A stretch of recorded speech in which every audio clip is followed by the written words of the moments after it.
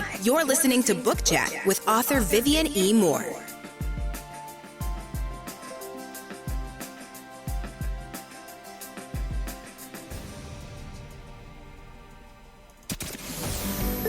Welcome, everybody, to this week's episode.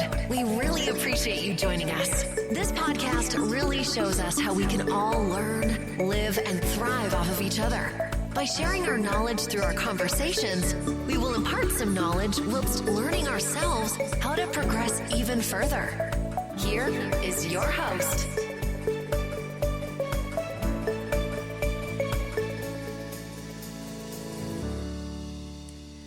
Hello and welcome to Book Chat. I am your host, author Vivian E. Moore. I hope everyone had a great week. I hope you're having a great weekend. All right. So last Sunday was Easter Sunday, and I don't know about you, but we had a lovely Resurrection Sunday. We had a lovely service and had a lovely family gathering afterwards. So, and I hope that everyone's Easter Sunday was just as pleasant as mine was. And so I'm excited to be with you today. And I want to thank you in advance for listening to the show, for downloading the episodes. And just remember to like and follow after you listen to the episodes. It is so greatly appreciated. All right. So without further ado, let's get right to today's show. All right. The title of today's show is Repetitive Motion. And the topic is the importance of consistency. You know, we've all heard that repetitive motion can be bad for you. Usually this is true and can result in a CTS, actually known as carpal tunnel syndrome. The joints don't like it, and once the pain starts, you won't either. Now, I've had minor symptoms of this condition, but nothing major where it required surgery. But I know a lot of people who have had the surgery and felt some improvement after they had it. So, but we're not actually talking about that. This is what we want to talk about. So, not all repetitive motion will send you straight to see an orthopedic doctor, okay? But this type of repetitive motion that I'm talking about today is actually good for you. And not only will it not debilitate you, but can prove therapeutic and rewardful in the end. And we all want that, right? All right. So some of you might want to know, what is she yakking about today? Well, I won't keep you in suspense any longer, so let's talk about the importance of consistency, okay? As children learning how to read or write, they learn how to do that through repetitive actions. And it's a proven fact that kids and adults learn effective patterns when used in conjunction with educational practices, okay? So it's that repetitive learning technique where you go over things with them and you do it again and again and again and remain consistent, and they learn from that. I learned from that. My children learn from that. So it, like I said, it's a proven fact. It works. Okay. And it works a lot like muscle memory. The body remembers even when the brain forgets. Okay. So there are certain things that we learn, perhaps during our childhood that stays with us throughout adulthood. Things that we learned, maybe it was a nursery rhyme, or maybe it was a certain way to learn how to remember fractions or how to remember multiplication tables or addition. So just things like that, certain techniques like that just never go away from you. They always stay there. They may be buried just a little bit deeper, into the inner cortexes of your brain, but still is there. And when you need it, the brain works like a computer and pulls that stuff right up to the front. And there it is, waiting for you to use it whenever you may need it. And another proven fact about consistency is that people who have this habit or work ethic are successful. And it's true, they are. Okay, most people may find consistency redundant or boring, because how much fun could it be to do the same thing continuously? Well, Consistency builds momentum in whatever goals you've set for yourself. It leads to progress and accomplishments. That's the goal, right? To accomplish something. That's what we all want to do. No matter what your goals are, you should remain steadfast and maintain work patterns. Okay? All of those things are important. They really are. They may not seem that way, but they really, truly are. Okay? Because no one likes wishy-washy people who can't stick to any routine. This is especially important in the publishing industry for independent authors in particular. We may be tempted at times, when things don't go the way we plan them to, the first couple of times we start out. But the goal is to keep doing this until you accomplish the goal that you set for yourself. You can't just stop. Even if you're submitting your work to publishing houses because you want to go the traditional route, even if you get 50 denials or 100 denials, I know at some point you might say, what's the use? What's the point of continually doing this when the result is always the same? Well, if you give up and don't try that 101 time, that may be the time that it's a yes. So you'll never know that if you give up, all right? So don't do that. And just imagine if after you try to fulfill your publishing dreams and it's just not how successful or serious authors behave. You always stay vigilant and consistent in all that you do. It may not seem that you're getting anywhere by using this practice, but trust me, it will work in the end. I have to tell you this, because being an author, maybe the writing part comes easy for you. You don't have any issues with that. But then it's the rest of it that seems to be a challenge, especially if you want to go the traditional route and you want to submit your work to publishing houses that actually accept new authors who don't have any kind of representation from agents or anything like that. It can seem challenging and just disappointing, to the fact that you're not getting anywhere. It's like you're treading water and you're not getting anywhere. You're just stuck in that same position and you haven't moved forward or backwards. You just sort of just hanging there. But trust me, if you don't give up, if you continue to repeat the process until you are successful, you will get what you desire in the end. Okay? You just have to keep doing it. You just have to keep trying, because that's so important. To never give up, to always maintain and just keep trying. Successful individuals understand the importance of staying consistent, no matter what it is. Even if you work a day job, your employer expects a certain standard from you. When you're consistent, it conveys responsibility and dependability. It's part of the building block of trust you establish at the beginning of any relationship, whether it's a work relationship or personal relationship. For anyone who's been in a long-lasting relationship, consistency was a part of that. Because your partner, learned different aspects of your behavior because of your consistency. If you were consistently late for dates, then they recognize that's a part of who you are. That's part of your makeup. That's part of your character. No matter what, no matter how many times they complain about it, you're still late. Okay. Or if you're the complete opposite and you're always on time, they expect that too.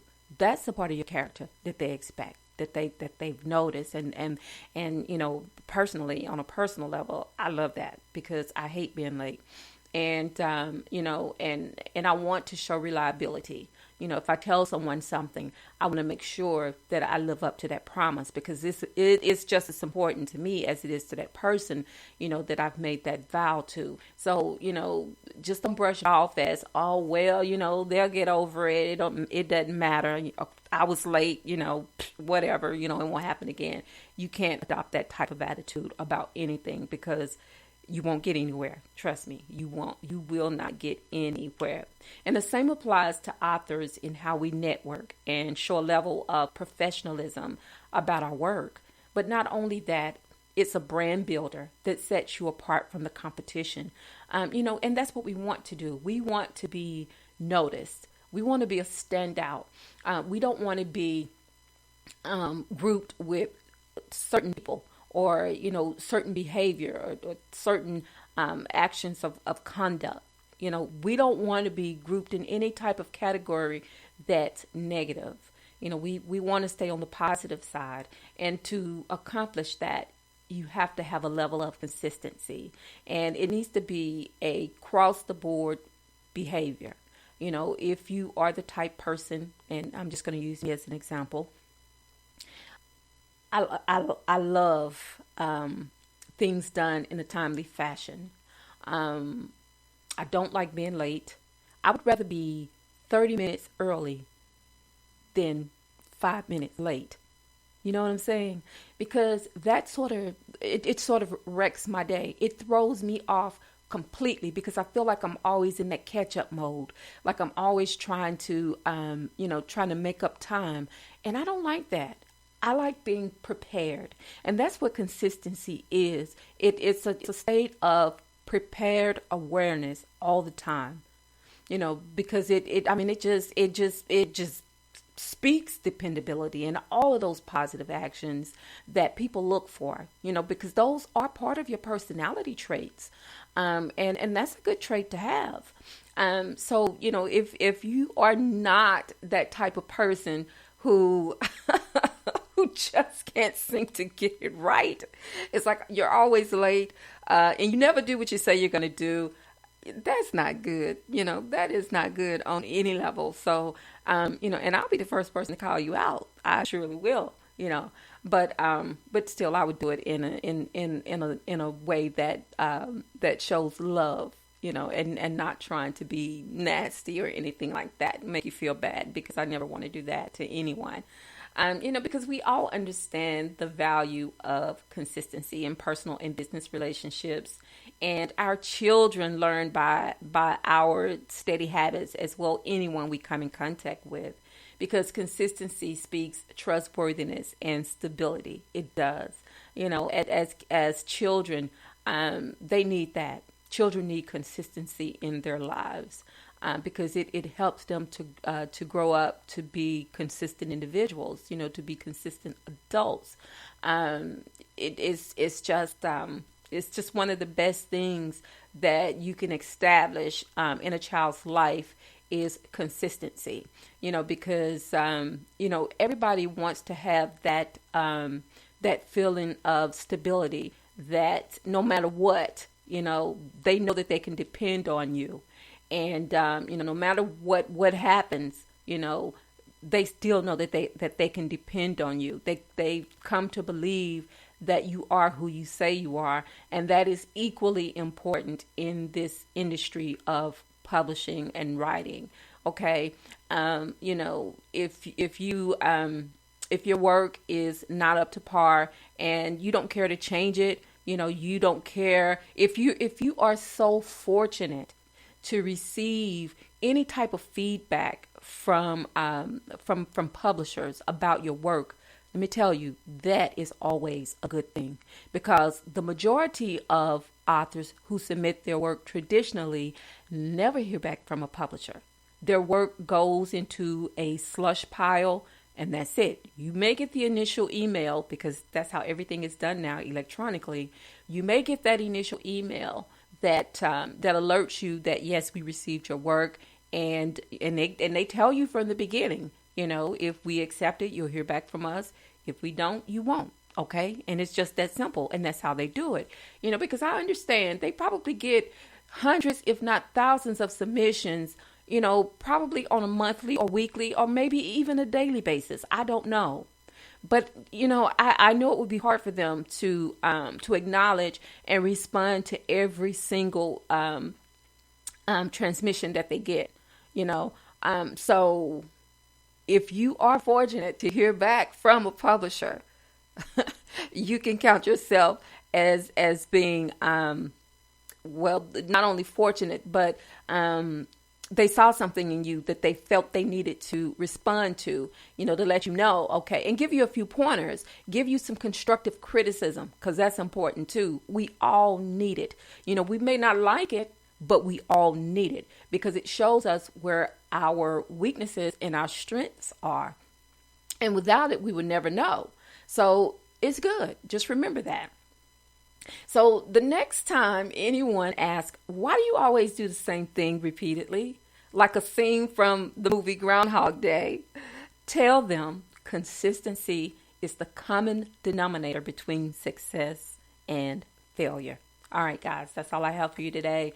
But before I let you go, I want to make sure I give you a few of these URLs so you can stay in contact with Book Chat.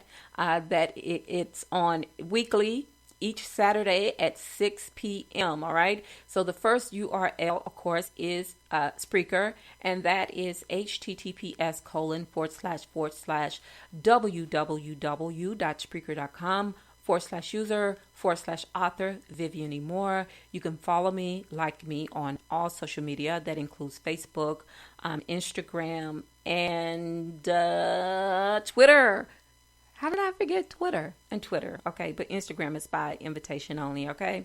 And also, if you want to check out my website, it is https://www.authorvivianemore.com or either authorehshepard.com. Same person, just one is the true me and the other one is the I don't want to say false, but it's the faux me. I'm the same person, just with split personalities, okay, if you will.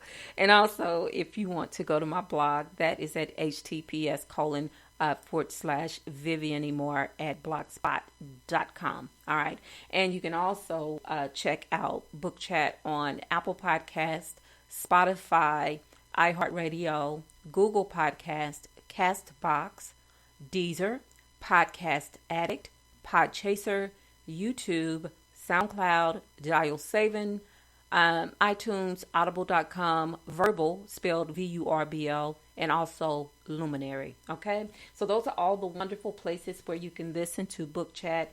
You can listen to the live show on Saturdays at 6, and then you can listen to the recorded episodes anytime you want to, going all the way back to, gosh, I don't know how many years ago. But anyway, you can listen to every single episode. They are out there, I promise you.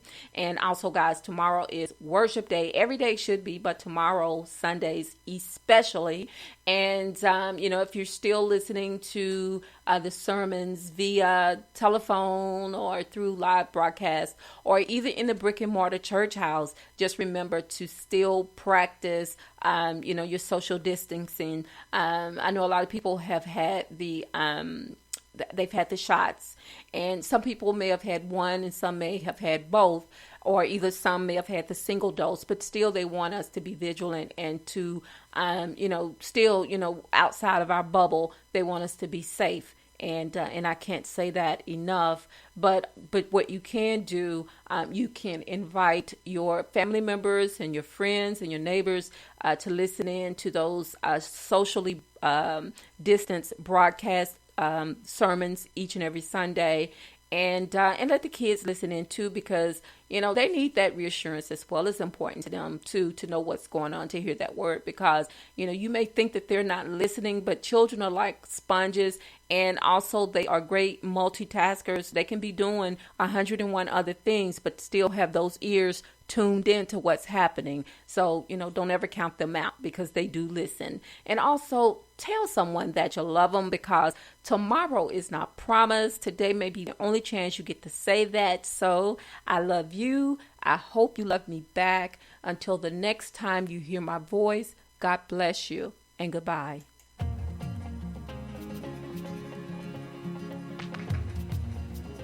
Loved what you've heard on this week's episode? Well, the answer is simple. It would mean the world to us if you could head over to iTunes and leave us a 5-star review and feedback. Spreading the word really is the best way to grow our podcast and achieve even greater things. Thank you.